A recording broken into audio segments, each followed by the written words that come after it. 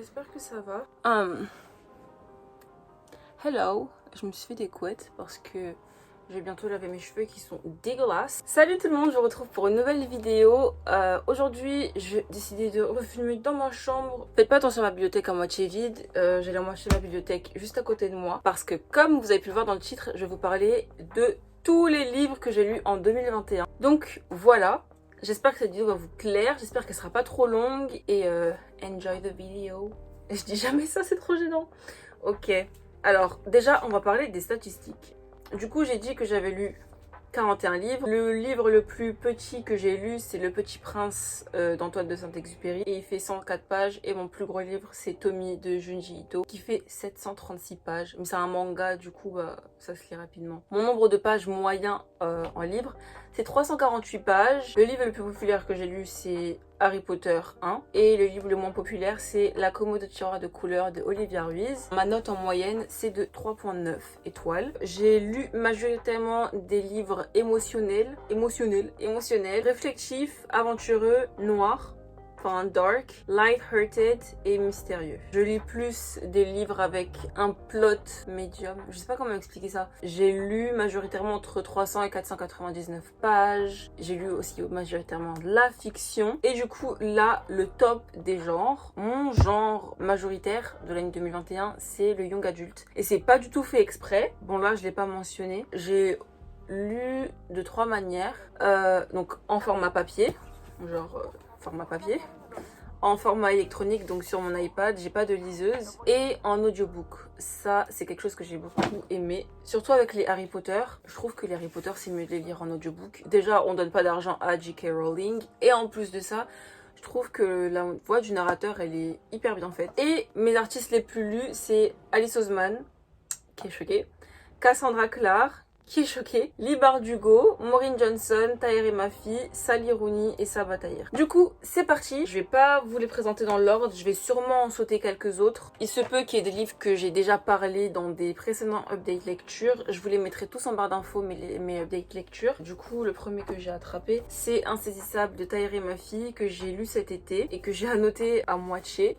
Parce que j'ai lu la fin en audiobook, je l'avais fini dans la voiture pour aller en vacances. Et donc si vous ne savez pas de quoi parle ce livre, c'est l'histoire de Juliette qui est une fille maudite entre guillemets, elle a des pouvoirs en fait. La particularité de son pouvoir, c'est que elle ne peut pas toucher les gens parce que les gens qu'elle risque de toucher ont de très hautes chances de tomber fortement malade et de mourir. Après un incident qui se passe à l'école, si je me souviens bien, ses parents décident pour se protéger, pour la protéger elle-même et pour aussi protéger les personnes qui l'entourent, de l'enfermer dans une espèce de prison. Et donc elle va vivre là-bas dans le noir toute seule pendant des années et des années, jusqu'au jour où elle va devoir partager sa cellule ou sa chambre avec une autre personne. Et donc elle va se lier d'amitié avec cette personne-là et va s'en suivre plein de petits trucs. J'ai juste lu le tome 1, en plus j'ai lu en français, la couverture est très très moche. J'ai vraiment beaucoup aimé. D'ailleurs en parlant de Tahereh Mafi, j'ai lu aussi un autre livre d'elle qui est A Very Large Expanse of Sea. Et à chaque fois qu'il y a quelqu'un qui me demande quel livre je pourrais conseiller pour une première lecture, à chaque fois je conseille ce livre-là.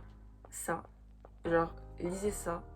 J'adore ce livre. Je veux un Ocean James dans ma vie, s'il vous plaît. En fait, c'est l'histoire de Shirin qui vit avec ses parents et son frère. L'histoire se passe un an après les événements du 11 septembre. Donc Shirin est d'origine iranienne. Et donc, elle porte le voile, elle porte le hijab. En fait, le truc, c'est que sa famille déménage énormément et donc elle est contrainte à chaque fois de changer d'école et du coup, de devoir se refaire de nouveaux amis, entre guillemets, parce qu'elle n'est pas très sociable, elle, contrairement à son frère. En entrant dans cette nouvelle école-là, et donc les gens ont plein d'a priori sur elle, ne sont pas vraiment très accueillants envers elle, contrairement à son frère. Un jour, en cours de maths ou de sciences, quelque chose comme ça, elle se voit obligée de travailler en équipe avec un garçon qui s'appelle Océan ou Ocean. Et donc au début elle est un peu réticente, mais elle va découvrir et elle va apprendre que Ocean James n'est pas comme les autres personnes de son lycée. C'est une personne très ouverte à la discussion, une personne très intentionnée et de là va en découler une magnifique histoire d'amour, une magnifique histoire d'amitié. Et pour une fois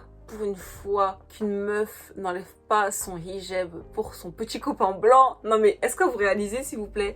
J'ai l'impression qu'à chaque fois, quand je regarde une série où il y a une jeune fille musulmane qui sort avec une personne non musulmane, à chaque fois, c'est systématique. Elle retire son hijab et peut-être que c'est pas forcément pour plaire à son petit copain, mais indirectement ça l'est et c'est hyper dérangeant je trouve. Donc voilà, une fille qui croit en ses valeurs, qui croit en elle, qui sait qui elle est et qui tombe amoureuse, c'est ça dont on a envie. Mais babies, il n'y a pas une vidéo où je ne parle pas de ce livre. C'est impossible pour moi à ce stade. Du coup, ça, je l'ai lu en 2020. J'ai lu le tome 2 en 2021. J'avais beaucoup aimé ce livre. Je crois que ça devait être ça doit faire partie de mes premiers livres fantasy que j'ai vraiment aimé. Et le tome 2, il est trop bien. J'adore. Faudrait que je le relise peut-être à partir de la moitié pour pouvoir commencer le tome 3. Et voilà. Je me suis décidée à finir la saga An Ember in the Ashes en 2022 parce que je vais pas attendre 5 ans. Je vais pas attendre 10 ans pour la finir. Donc si vous ne savez pas de quoi ça parle, on vit dans un monde où il y a 2 clans. Il y a les Érudits qui sont vus d'un très mauvais œil et comment ça s'appelle, les Martiaux. Et donc un jour, Laia, qui est une jeune fille, va voir son frère se faire emprisonner parce qu'on le soupçonne, pardon, pas de complotisme, de rébellion. J'ai oublié le mot, ça m'énerve. Bref, on le soupçonne et donc il va se faire emprisonner pour ça. Pour pouvoir du coup libérer son frère, elle va se mettre sous esclavage à l'école où on forme les Martiaux, donc les soldats de l'Empire. En intégrant cette école-là, elle va faire la rencontre de plusieurs différentes personnes, dont Elias, qui est le fils de la directrice de l'académie, entre guillemets. Ils vont tomber amoureux, c'est pas vraiment un gros spoil, ils vont tomber amoureux. Je suis amoureuse d'Elias. C'était vraiment trop bien. Je peux pas vous en dire plus parce que sinon je vais vous spoiler la fin du tome 1. Mais le tome 2, du coup, c'est la suite. S'il vous plaît, genre, lisez les deux à la suite. Vous allez voir que c'est comme si vous regardiez une série, genre, ça c'est la saison 1 et ça c'est la saison 2. Mais vraiment. Vous voyez quand les séries, ça se termine sur une scène d'action et que la saison 1 se termine sur une scène d'action et que la saison 2 reprend au même moment, c'est exactement ce qui se passe ici. Et du coup, c'est trop bien. J'ai lu We Are Okay de Nina Lacour que j'ai bien aimé. C'était un livre assez cool. Par contre, j'ai mis beaucoup de post-it. Généralement, quand je mets beaucoup de post-it, c'est que il est très intriguant et que j'aime beaucoup. Je sais pas si je l'ai plus aimé que ça, c'est étrange. Enfin bref. C'est l'histoire de Marine, qui est une jeune fille qui va emménager à l'université à New York pour aller à la fac. On commence l'histoire avec une Marine qui est assez perdue, assez triste et on ne sait pas forcément pourquoi. Les chapitres vont s'enchaîner. On va avoir 2 périodes différentes en fait. Une période dans laquelle la période présente dans laquelle Marine vit. Et donc elle est à la fac, c'est les vacances d'hiver, c'est les vacances de Noël. Et sa meilleure amie vient lui rendre visite. Les autres chapitres, c'est la raison pour laquelle elle est dans cet état-là. Ça se passe du coup 1 an avant, enfin l'année d'avant. Et donc au fur et à mesure, ça va plus se reconnecter. On va découvrir pourquoi Marine a coupé les ponts avec sa vie d'avant. Franchement, j'ai beaucoup aimé. Il était vraiment cool et donc je vous le conseille énormément. Surtout si vous voulez commencer les lectures en anglais. C'est écrit assez espacé et c'est pas vraiment dense. Et l'écriture, elle est assez simple. C'est plutôt compréhensible. Donc really recommend you this book too. J'ai commencé la saga Shadowhunter, qui est, je pense, ma saga doudou. J'adore. Tout à l'heure, je disais que j'étais amoureuse d'Elias. Simon, c'est mon mari. C'est comme...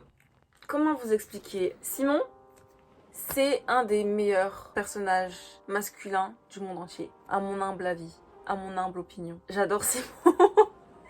J'adore Simon. Je pense que vous savez de quoi parle Shadowhunter. Si vous ne savez pas de quoi parle Shadowhunter, c'est l'histoire de Clary, qui est une fille qui vit toute seule à New York avec sa maman. Un jour, elle va à une fête après s'être disputée avec sa mère. Et dans cette fête-là, elle va découvrir des créatures étranges. Par la suite, sa maman va disparaître et elle va découvrir qu'elle fait partie des Shadowhunters. Les Shadowhunters sont des chasseurs de démons qui chassent principalement les vampires et les loups-garous. Elle va essayer du coup de retrouver sa mère tout en découvrant une partie de sa vie qu'on lui a cachée, dont on lui a menti. Elle va en apprendre plus sur sa famille, sur ses ancêtres et sur elle-même. Et voilà. Je pense que mon tome préféré, c'est City of Glass pour l'instant. Donc voilà. En tout cas, j'ai beaucoup aimé. Si vous êtes un peu dans la vibe Vampire Diaries, The Originals, Legacies, je vous conseille fortement. Et aussi, trigger warning, inceste. Il y a beaucoup de scènes très awkward à propos de ça. Juste pour vous préparer mentalement, psychologiquement, à lire des passages assez ambigus et très bizarres. Mais mis à part ça, j'adore. Ensuite, j'ai lu ces 2 tomes de Truly Devious, donc le tome 1 et le tome 2. Je vous en ai assez parlé. C'est un livre de mystère avec des enquêtes, etc. etc. Ça parle d'enquêtes criminelles qui s'est passée un siècle plus tôt et de mystères et de disparitions, etc. etc. Et c'est hyper bien. Vraiment, genre si vous cherchez un livre Dark Academia, this is made for you.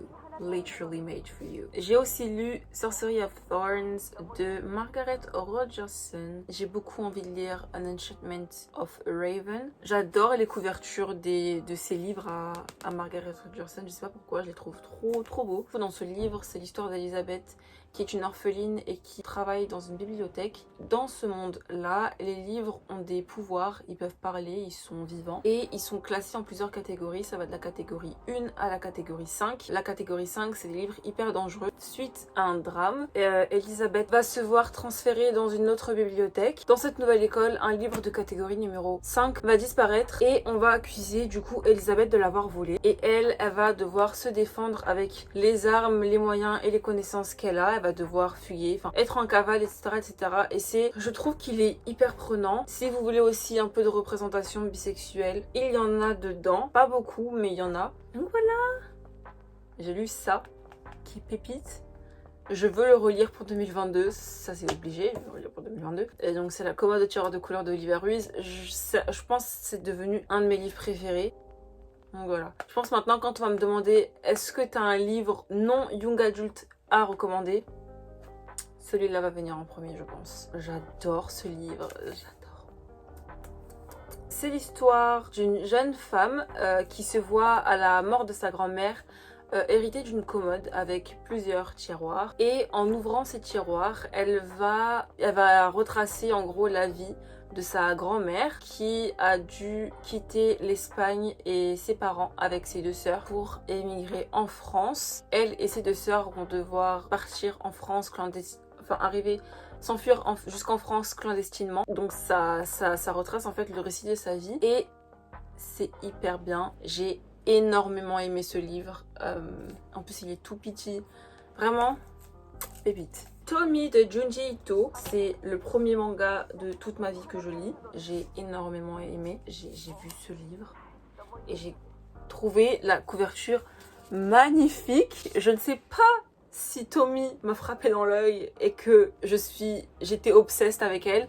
Ceux qui ont lu le livre pourront comprendre de quoi je parlais. Mais du coup, je me suis dit, ok, ça c'est sûr, je vais l'acheter. Pour le bijou qu'est ce livre, allez-y s'il vous plaît. Et donc, c'est l'histoire de Tommy qui est une jeune fille. Et elle est décrite comme magnifique et irrésistible. Et donc, tous les hommes qui croisent son regard, qui croisent son chemin, tombent forcément amoureux d'elle et finissent par être tellement obsédés par elle qu'ils la tuent. Elle est immortelle, Tommy, en fait. À la fin de chaque chapitre, elle meurt forcément. Le début du chapitre suivant, c'est Tommy qui renaît et qui s'attaque à une nouvelle proie. Et j'ai énormément aimé. Je trouvais que les histoires étaient pas redondantes parce que expliquer comme ça, genre 730 pages de ça, t'as l'impression que c'est vraiment redondant et hyper répétitif, mais pas du tout. C'est pas du tout répétitif, c'est hyper bien. Et je trouve que les dessins sont hyper bien faits. Bon, après, je suis pas vraiment spécialiste en manga. Genre, regardez-moi ces dessins, c'est trop beau.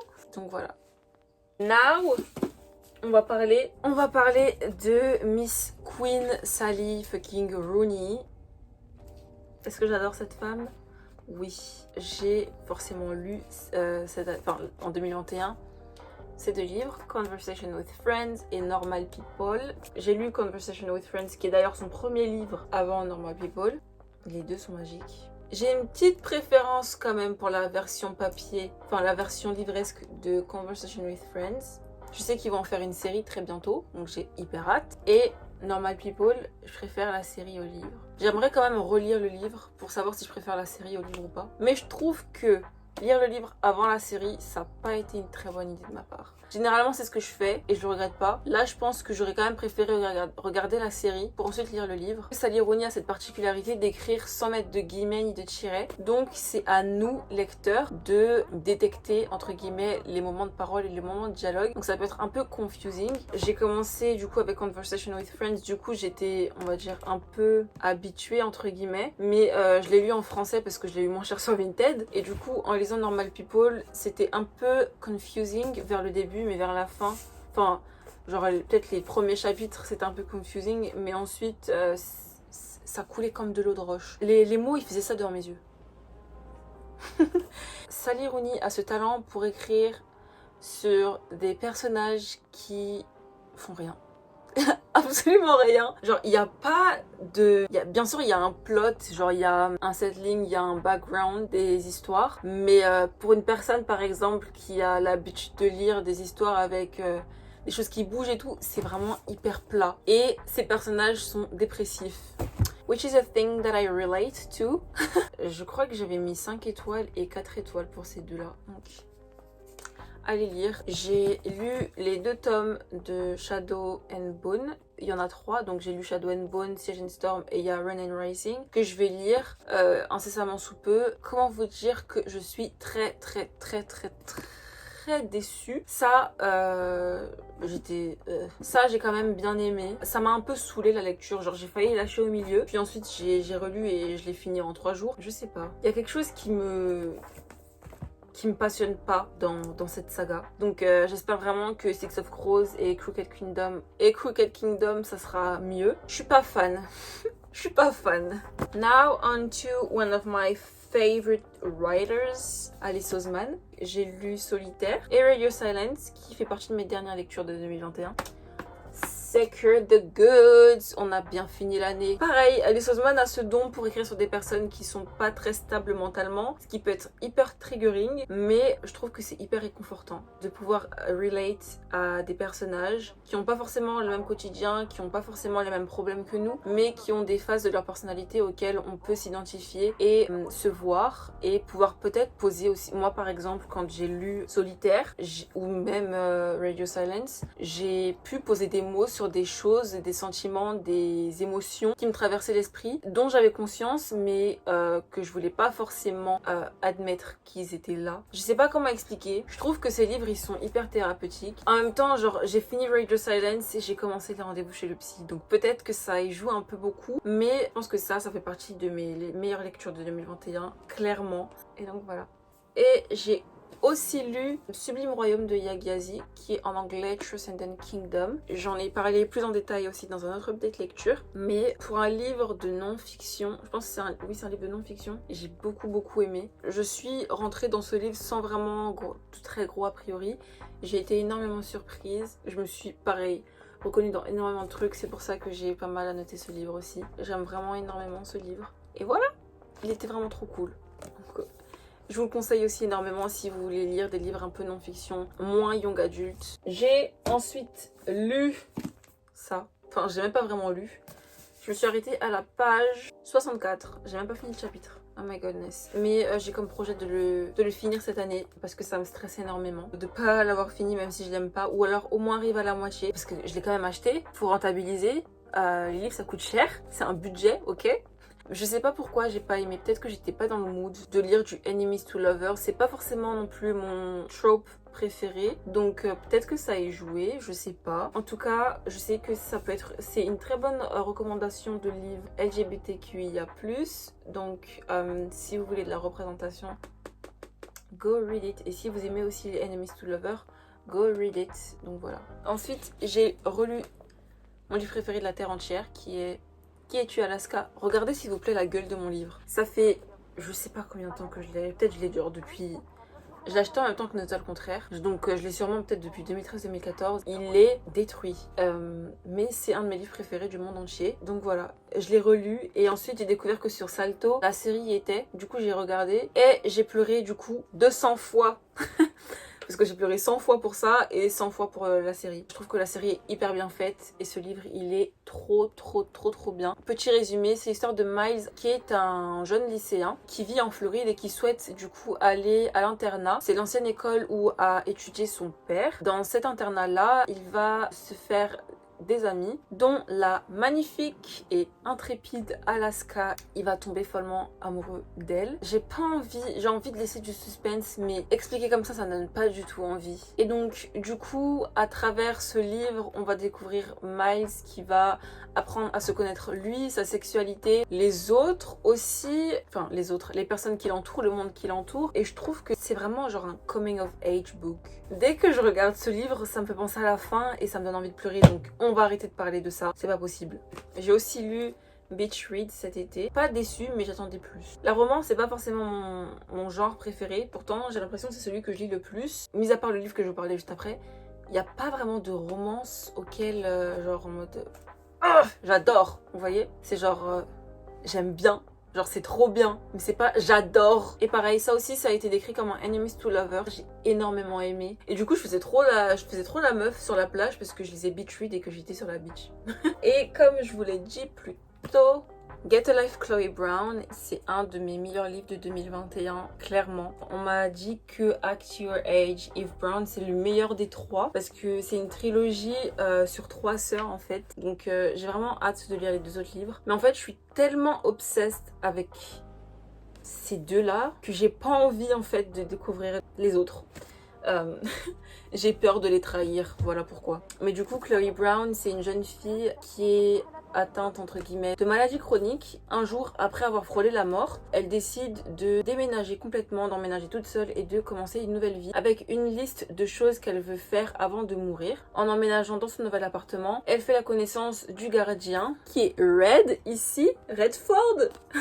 Ils vont du coup pas vraiment trop s'apprécier au début, ensuite vont faire plus en connaissance et vont se lier d'amitié et tomber amoureux. J'adore. Si vous considérez ça peut-être comme un enemies to lovers, c'est le genre de enemies to lovers que j'aime bien. En fait, je me dis que c'est tellement impossible de détester une personne et ensuite de l'aimer. Là, ne pas s'entendre avec cette personne-là, genre avoir des a priori sur une personne et ensuite découvrir que cette personne-là n'est pas du tout comme ça et du coup la découvrir sous un autre angle, je trouve que c'est tellement magnifique, c'est tellement bien et c'est tellement beau et c'est tellement passionnant et tellement génial que je vous conseille fortement ce livre. J'ai lu In 5 Years de Rebecca Searle que j'ai bien aimé. C'est l'histoire de Dani qui est une jeune femme fraîchement fiancée avec son fiancé. Au soir de ses fiançailles, de sa demande de fiançailles à laquelle elle a accepté, elle va s'endormir et va se réveiller dans un autre lit, dans un autre appartement, avec un autre homme. Elle va découvrir qu'elle est propulsée du coup 5 ans plus tard. Elle est hyper confuse parce que elle est hyper bien dans sa relation, elle est hyper amoureuse, il n'y a aucun problème. Voilà, elle aime éperdument son copain avec qui elle s'était imaginé se marier et avoir plein d'enfants. Une journée va s'écouler et elle va se rendormir et va se réveiller du coup dans sa vie actuelle, donc toujours avec son fiancé. Du coup, à travers ce livre, on va la suivre de la soirée de ses fiançailles jusqu'aux 5 ans plus tard, donc le rêve prémonitoire entre guillemets qu'elle avait fait. Je trouve que il était vraiment cool ce livre. Pareil, si vous voulez débuter la lecture en anglais, je trouve que c'est un livre hyper bien pour débuter la lecture en anglais et que vous n'êtes pas vraiment fan de fantasy ou de romance, parce que ce n'est pas une romance, je tiens à le signaler. Moi, quand je l'ai acheté, je pensais que c'était une romance, mais en fait, pas du tout. Enfin, s'il y a de la romance, mais c'est pas ça le plot principal. Je dirais plus que c'est l'amitié et la découverte de soi. Le plot principal de ce livre, c'est pas la romance. Si vous voulez le lire, n'y allez pas en espérant une romance, une magnifique histoire d'amour, parce que ce n'est pas le cas. Pas que il n'y a pas de magnifique histoire d'amour dedans, mais que c'est pas ça qui est mis en avant en fait, si vous voyez ce que je veux dire. Si vous avez lu le livre, je pense que vous savez de quoi je parle. Et ça par contre, c'est ma toute dernière lecture de 2021. Donc j'ai lâché la passe miroir pour lire ça. Je l'ai lu en lecture commune avec Claire. Je vous mettrai son compte Instagram dans la barre d'infos. Et donc c'est Everything I Know About Love de Dolly Alderton, que j'ai énormément aimé. C'est un livre non-fiction. Il y aura une série dessus, c'est trop bien. Et j'ai vraiment trop hâte. Ça trace en fait la vie de l'autrice Dolly Alderton, de son enfance jusqu'à ses 30 ans. Ça retrace en fait tout son historique niveau sentimental et estime de soi. Donc il y a aussi gros trigger warning pour les eating disorders, les TCA. Si vous en souffrez aussi, ça peut vous trigger. Je vous conseille de sauter le passage parce que ça change pas vraiment quelque chose à la lecture. Mis à part ça, je trouve qu'il est hyper bien. pense que genre quand je serai plus vieille, c'est totalement un livre qui pourrait potentiellement me correspondre ou que je pourrais totalement relire. Il est hyper inspirant, hyper de bons conseils en fait. Et le format sur lequel ça a été écrit, c'est un peu en mode journal intime. Donc ouais, vraiment, je vous conseille ce livre. Je sais qu'il y a des personnes qui n'ont pas vraiment accepté n'importe quoi, qui n'ont pas vraiment apprécié, mais moi, je l'ai vraiment beaucoup aimé. Donc voilà, et ça m'a encore plus donné envie de lire Ghost de la même autrice. Je sais pas parler des Heartstoppers parce que j'en parle assez comme ça, mais bien évidemment les Heartstoppers font partie de mes livres préférés de 2021. Et voilà. J'espère que cette vidéo vous aura plu. Si c'est le cas, n'hésitez pas à mettre un pouce en l'air, à vous abonner à ma chaîne, à me suivre sur les réseaux sociaux. N'hésitez pas à me dire ce que vous en avez pensé de cette vidéo. Si vous avez des idées de vidéos aussi, n'hésitez pas à me le dire dans les commentaires ou en privé sur Instagram ou je sais pas où. Donc voilà, je fais plein de gros bisous et je vous dis à la prochaine pour une nouvelle vidéo.